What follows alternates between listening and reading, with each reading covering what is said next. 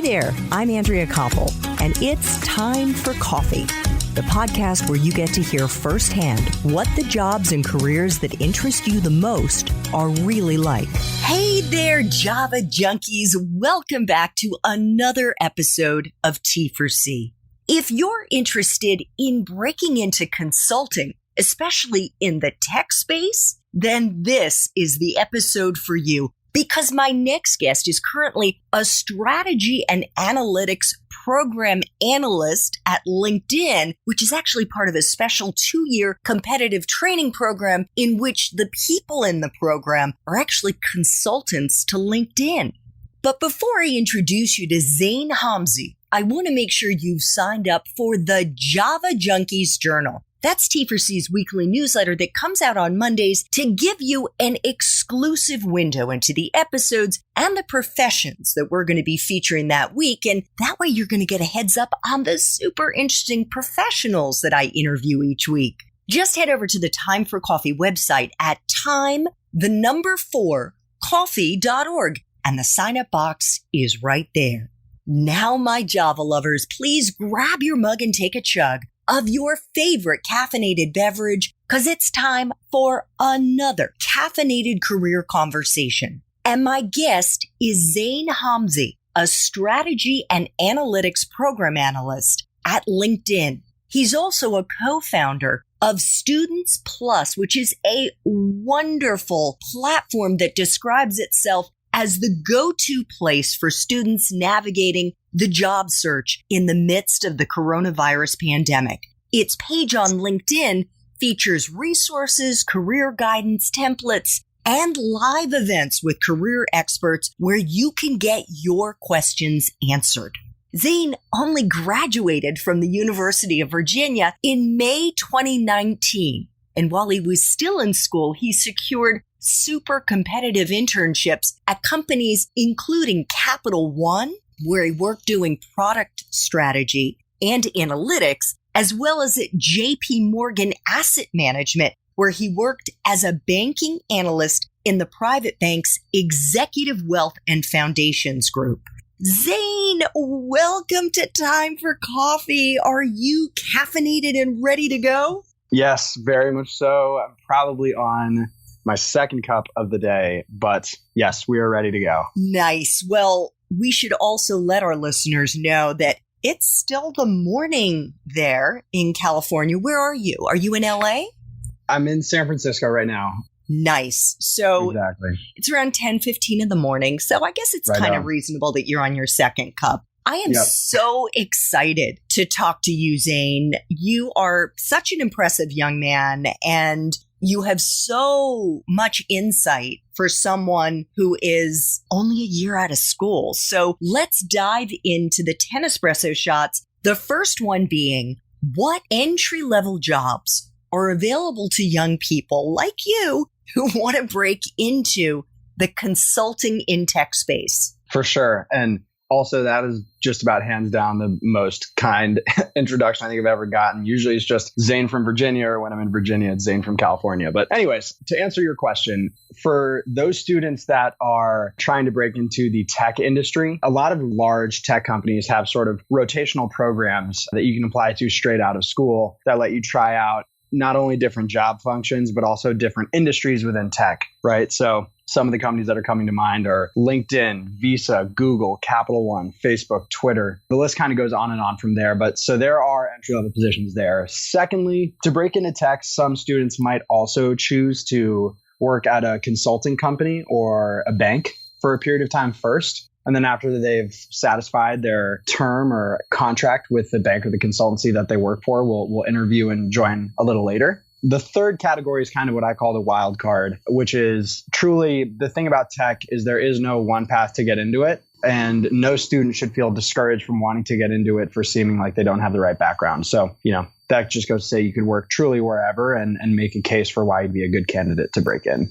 Sweet. Okay. I'm also wondering, Zane, if it isn't possible, and I'm saying this because I have interviewed a young woman who's currently working at Facebook as a threat intelligence analyst. And she started working actually for one of the big consulting companies. And through one of their rotational programs, just happened to land in the tech space. Yep. It's pretty common. You'll see that folks that, finish up their time in consulting leverage the clients that they've worked with through their job at the consultancy as a means of seeing if that industry and working in-house is something that's interesting to them. So it's definitely no surprise. And if anything, I think that's sort of an incredibly good example to provide as someone that made a career shift after consulting towards tech. Nice. So the next espresso shot is actually for people who are farther along in their careers, but I don't want to discount the fact that you have probably managed people in some way, shape, or form from the time you were in college to today or in different internship capacities, and frankly have just picked it up from being in so many different company environments. What do you think is a useful hard and soft skill that either you've looked for in the people that you've hired or the people that you've teamed up with, or that you think hiring managers are looking for in the consulting and tech space? Yeah, it's a great question. And I'll definitely speak more from having been on sort of the other side of recruiting now at LinkedIn and meeting with students over the course of the last year. But in terms of hard skills, I think the two that really come to mind are, one is problem segmentation. And by that, I mean the ability to take an ambiguous problem and to decompose it into its individual moving parts. The second is what I kind of call, or people at LinkedIn call, systems thinking, which is the ability to systematically go through sort of like a decision tree and understand how given impacts or given actions might impact things down the line. So those are my two hard skills for you. Nice. Soft skills. The first is integrity, doing what is right. And I think while that sounds super grandiose, integrity comes about even in terms of the way you approach a problem and not taking a shortcut. So that's the first one. And then the second one is, I think the growth mindset is the other really big one, right? Like you roll with the punches. Just because you get a little scuffed up while you're working doesn't mean that it's discouraging, and you kind of look at feedback and criticism as your golden ticket to becoming your better self. So those are my two. Love them. And actually, we're going to dig into this more in the main Time for Coffee interview. And folks should just check out show notes to see if that has already dropped. But you, Zane, in something that you shared with me, it was a letter or an application or whatever it was that you shared, you talked about your blue collar grit and your white collar drive, which I think speaks very much to the growth mindset.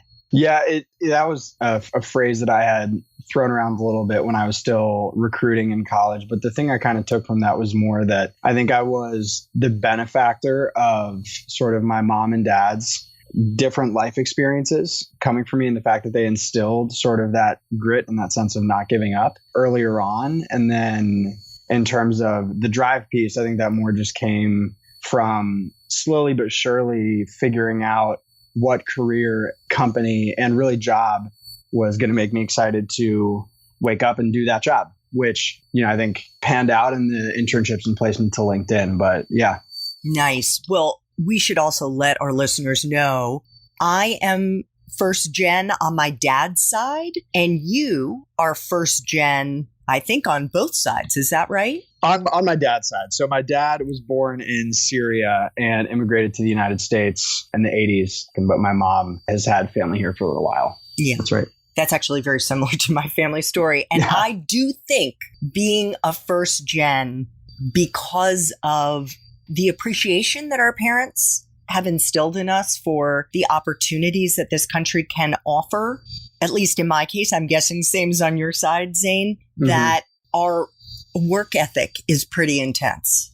Yeah, it was more just, there was never an instance when I was growing up or reaching those like critical milestones of, turning in my first midterm or coming back home after the SAT or like whatever the case was. And I was getting through these critical junctures where I'd come back and have a conversation with my mom and dad and kind of just remember that the option set that is afforded to me, just by being in this country, was bigger than really my dad certainly could have ever imagined when he was growing up. And so I think it's exciting to look at those and think to myself, okay, in 24 hours of the day, however long I get to live kind of thing, which of those opportunities do I want to start chasing? And like, how hard am I willing to run? Love it.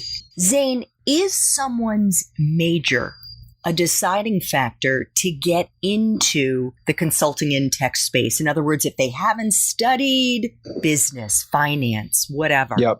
Is it a deal breaker? So I'm actually really glad you asked this question. Reason being is because I'll kind of offer up an alternative way to think about a major in college. Truly, when someone is reading over, let's say, a student's application or resume or something like that, they're going to be looking for signals that tell someone what this person's expertise is, right? And so when we look at the major, it really serves two purposes. One, I think it shows not only a topical expertise, but a functional expertise. And so by that, I mean, let's take the English major, for instance. I would imagine if someone has an English major, they've got a topical expertise in literature, right? Like poems, books, essays, what have you. And then they also have a functional expertise in framing, description, empathy, storytelling. And so when you decompose a major and look at it, what is your functional and topical expertise? You kind of realize that really any major can be applicable to both the consulting space and as well in tech, on account that really what we're looking for is people who have a certain set of skills or aptitudes. And you can get those not only from your major, but any number of other places. So it really doesn't truly matter. Okay, I am giving you a double high five across the airways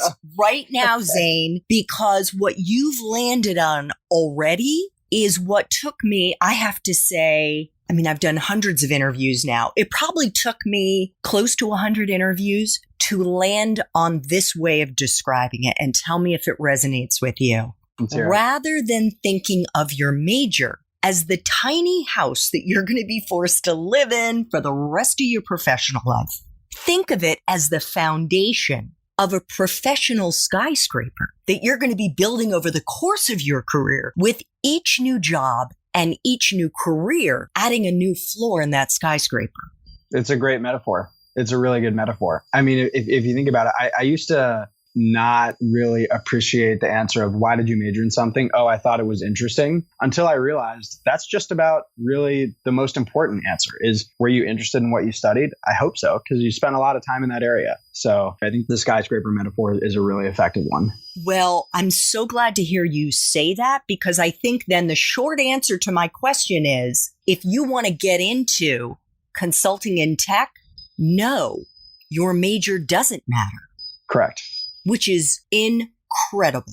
So next question is about grad school degrees. And this is less so for the folks who are in the first couple of years entry-level position category, more so, Zane, for someone who wants to make it into the C-suite, who maybe wants to run their own company or whatever it is. How important is it to have a grad school degree? And if so, what do you think the most useful ones to have are?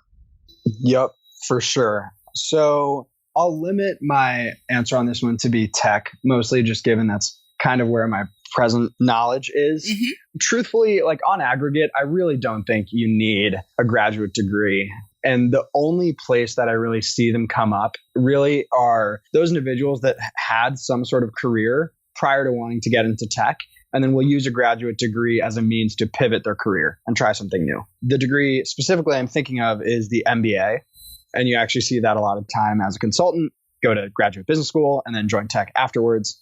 But that's the one thing. I mean, for example, like the current CEO of LinkedIn, Ryan Roslansky, didn't even finish undergrad. He just got right to his career right away, which I think is indicative of a lot of the ethos sort of like of the Valley. But the second time that I see graduate degrees come up a lot are really these like hyper specialized sort of MS degrees in a way that are incredibly focused. So I'm thinking masters of marketing, masters in finance, masters in business analytics or engineering, things like this. Mm-hmm. And really the only time I see those come about is when a professional, again, wants to acquire some sort of skills or knowledge. And for whatever reason, getting a degree was the most effective means to do that, right? I think of individuals that I work with that like want to become more technical, right? And get into analysis. they can pick that up on the job and take on new projects that get them there. But if that's not an option, maybe a graduate degree makes sense for them. Yeah. And I know But because not required. Not required. That's great. I know because I've watched some of the interviews you've done with guests at Students Plus, and I believe it may have been one of your colleagues. I'm not sure if it was you or one of your colleagues, but one of the things that came up was whether or not it's valuable to do these online certificates and how useful they can be. Totally. I mean, just like the major, right? It's what signals do you want to send to the person evaluating you? And so I have seen instances in which people will do a number of these like online certificates. And truthfully, there's an argument to be made that these online certificates, because they're so much more specific, might even just be a better return on the time you spend doing them. And so I think that before you kind of decide you want to take on that body of work, it's important to sit down with yourself and think, why am I doing what I'm doing? Is this the most effective means to do so or acquire that skill? And then if so, I think you should just, lead with conviction and go for it. Yeah, absolutely. And it's not just the body of work that you'd be taking on, of course, but hundreds of thousands of dollars in debt, most likely. Zane, oh, yeah. Yeah. I was thinking more of the certificates, but yes. Yeah, for sure. What kind of life experiences do you think are most useful for someone starting out in this field? And by life experiences, I'm thinking outside the classroom. Yeah, for sure. I've got a couple for you. The first is build something yourself, whether that is a club at school or a project or even some sort of, honestly, project is probably the better way to describe that. But the process of building something yourself, I think, teaches you a lot about the types of problems you like to solve, your approach towards handling new things, where you get energy from, and is a great story that you can share with other people so that they can get an understanding of the kind of person you are. So that's one. Second, defending an opinion. And chose my words carefully there because I don't mean get defensive about an opinion. I mean, truly defend an opinion. And by that, I mean, do some research, have a thought, and be able to back it up with facts and logic and reason, and be put in a situation where you kind of do have to maybe persuade someone or share that opinion with someone. I think you learn a lot about sort of your professional confidence by going through that. I'm sorry to interrupt. I was just going to say, are you thinking maybe by joining a debate club or getting involved in some kind of team, and I'm not thinking sports, but team activity in which you're going to be kind of pushing and pulling and trying to get something across the finish line that's going to require a lot of persuasive speaking? I don't even think it needs to be that official, truly. It could be as simple as someone listening to this podcast and thinking to themselves, okay, I just heard what was said, and if they wanted to go for it, could say, okay, I want to form an opinion on whether like the Uber and Lyft business model of ride sharing is going to work or not. And you would read the articles and watch interviews and just really like nerd out on a given topic, such that when that topic comes up, you've got a very informed opinion that you can share with someone else that demonstrates that you were thorough in developing your understanding. And it shows that you were entertaining sort of like a higher level understanding of, a given headline. That's what I mean. Okay. Are those like the case studies that you posted?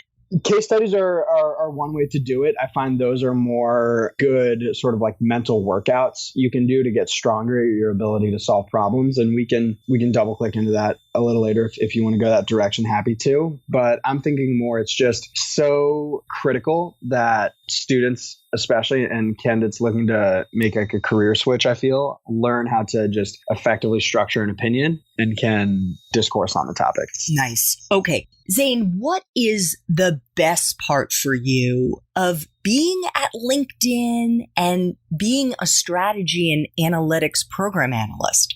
Sure. So this one was kind of a head scratcher. And the one I came to really, I'm thinking, is sort of the term I use called like title jumping. And by that, I mean, I had a call with someone sort of senior at LinkedIn where they said, we didn't hire you to be quiet.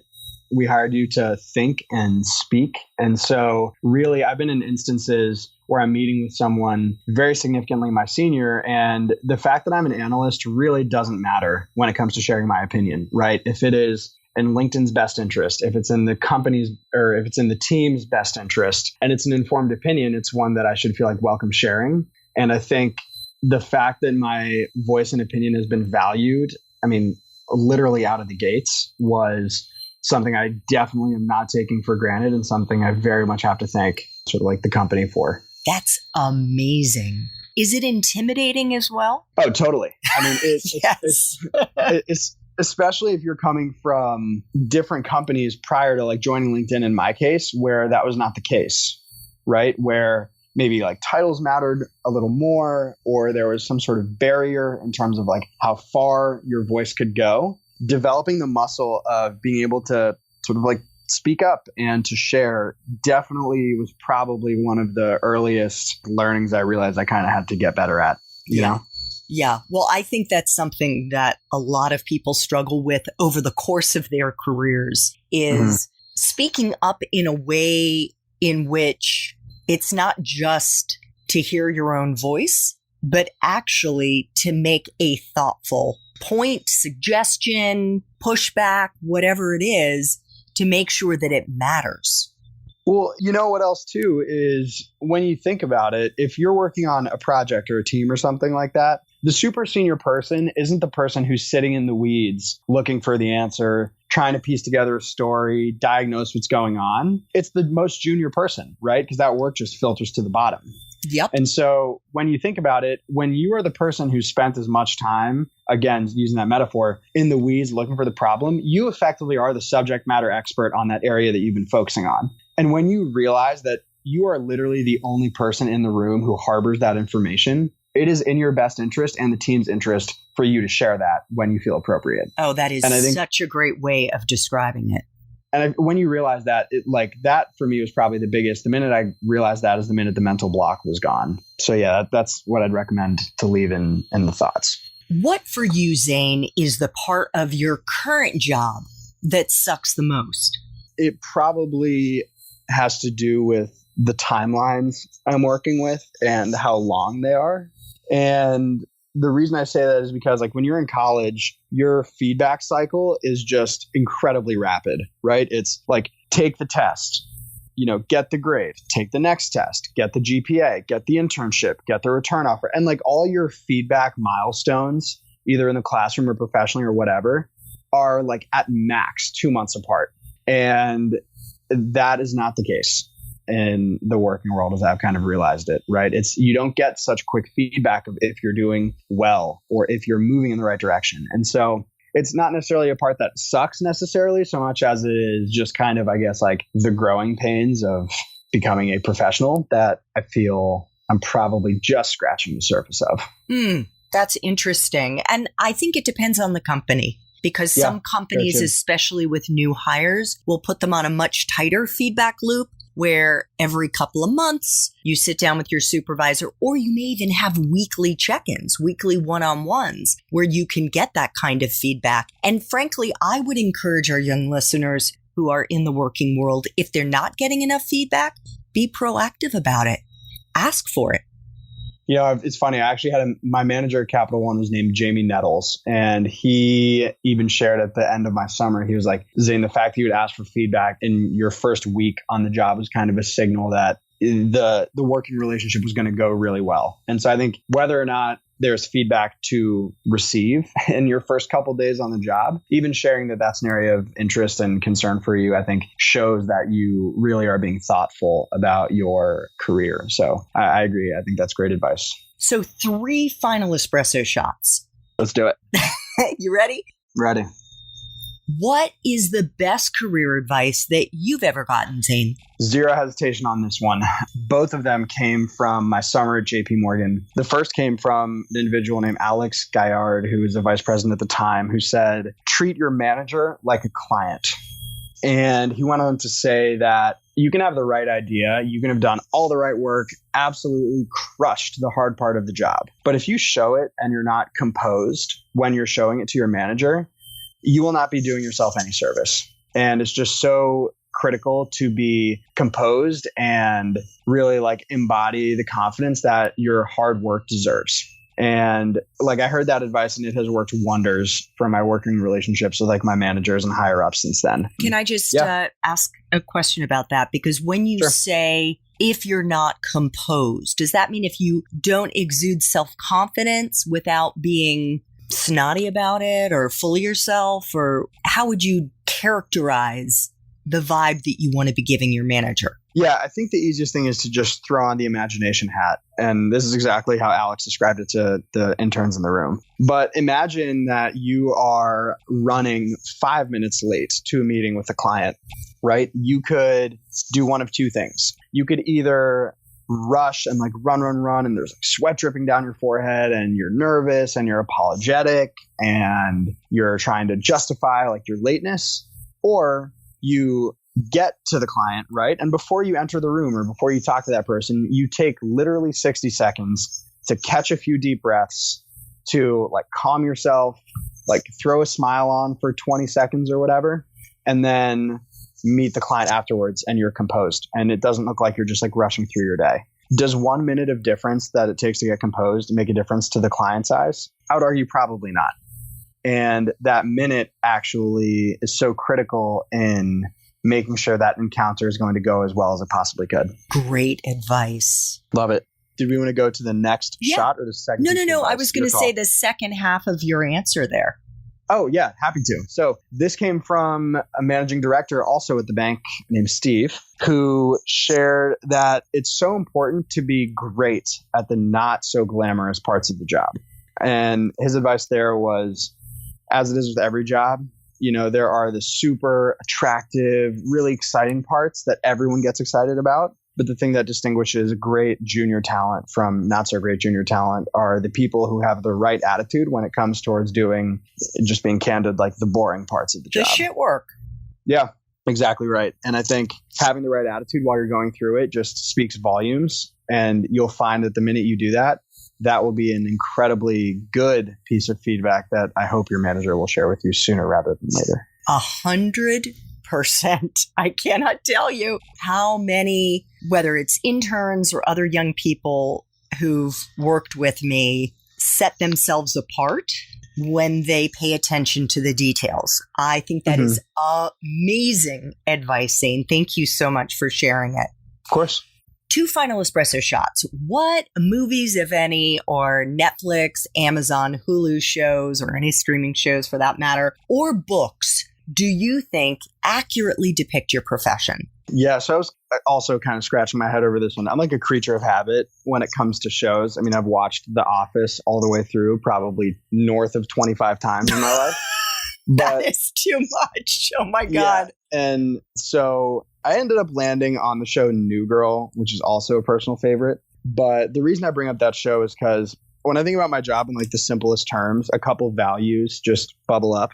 That's like growth, humor, persistence, relationships. And I mean, that is exactly New Girl, right? Like characters grow so much throughout the entire show. It's laugh out loud funny. And I'd be lying if I said on the job you didn't have to laugh at yourself sometimes. Oh, yeah. So that's one. Persistence. I mean, if you watch the show, and not to give any spoilers, but Schmidt's passion in his relationship with Cece definitely sticks out, and you have to be persistent on the job of weathering kind of, you know, annoying pieces of analysis or whatever. And then relationships. I mean, and I meant to say this earlier in the podcast, but I think I've been incredibly lucky in my career so far and the life experiences that I've had, but it truly would be for nothing without the kindness of people that were strangers at one point, kind of taking a gamble on me and believing in me. And so when you think about the idea of like relationships, not like romantic in this sense, but the minute you realize like how much you have to thank other people for helping you like realize your best self is huge. And so I think relationships matter a ton on the job, and they matter a ton in that show. So. Love it. Thank you. Well, I actually have never watched New Girl, but I think I'm going to watch it as a result of this recommendation, and we'll make sure to include a link in show notes. What I wouldn't give to watch that show for the first time over again. I'm so jealous of you. Well done. Well, I'll let you know. I'll let you know what I think. Final espresso shot. What would Java junkies be surprised to learn about this profession, Zane? Sure. So probably, and this might be not so happy surprise at the surface level, but it's probably how thorough the work is. And by that, I mean, you could go weeks, if not months, working on a project and recommend something. And whoever is the decision maker in the room might only adopt maybe like 10 to 20% of your recommendation. And it's not to say that the remaining 80% had gone to waste, but it just shows that if you're working on things that move the needle, you need to be super granular about everything. And chances are not everything gets across the finish line. So that was a little bit of like a rude awakening. But the more I've kind of like sat with it, the minute I kind of realized, wow, it's pretty incredible that much work goes into doing the smallest thing, because it shows that nothing is an accident. Well, I think that makes it all the more remarkable that the several months that you spent interning at Capital One actually did deliver impact. That's right. Right? Because That's right. You were working on getting the first hotel transfer partnership for Capital One. And it happened in like the last 3 months, I think, February 3rd, 2020. The analytics that you did and the recommendations that you made to develop a partnership with Wyndham Hotels was locked in. Yeah, I think, well, it's incredibly kind of you to mention, but yeah, I think they had one hotel transfer partner the summer I was there, and I was working on a project that was thinking about who are the next set of companies Capital One should look into to partner with, and Wyndham was on my short list. It was like one of 4 places that I had recommended, and Capital One's got an incredible team working in that area, and it really was super exciting to like read that headline and remember the work that I had done, but also just like a huge kudos to that team for making like the Capital One rewards ecosystem super compelling and customers first. So huge hats off to them. I just want our young listeners to like transcribe Zane's answer to the compliment that I just gave him, because he has already learned a lesson that it took me 20 years to learn. And that is, when you are getting complimented, deflect the credit elsewhere, because that is going to engender so much goodwill. And I'm not saying that's why Zane did it, but I am saying if you model what he did, when you get complimented, oh my goodness, your career is going to go up like a rocket ship. Zane, I want to thank you so much for making time for coffee today with me and the T4C community. You are, I truly mean this, a total rock star. And it has been such a pleasure to get to share your wisdom with my young audience. Incredibly kind of you. Thank you so much for having me. And if you're listening to this and ever want to chat, careers, whatever's on your mind, feel free to connect on LinkedIn. Would love to engage with you guys on there. I had a blast chatting today. Thanks for making my day. Thanks so much for listening to Time for Coffee, where the professionals in the jobs that most interest you always have time to grab coffee 24/7, no matter where you live. I have one quick favor to ask you. Remember to rate, review, and subscribe to Time for Coffee. Thanks so much.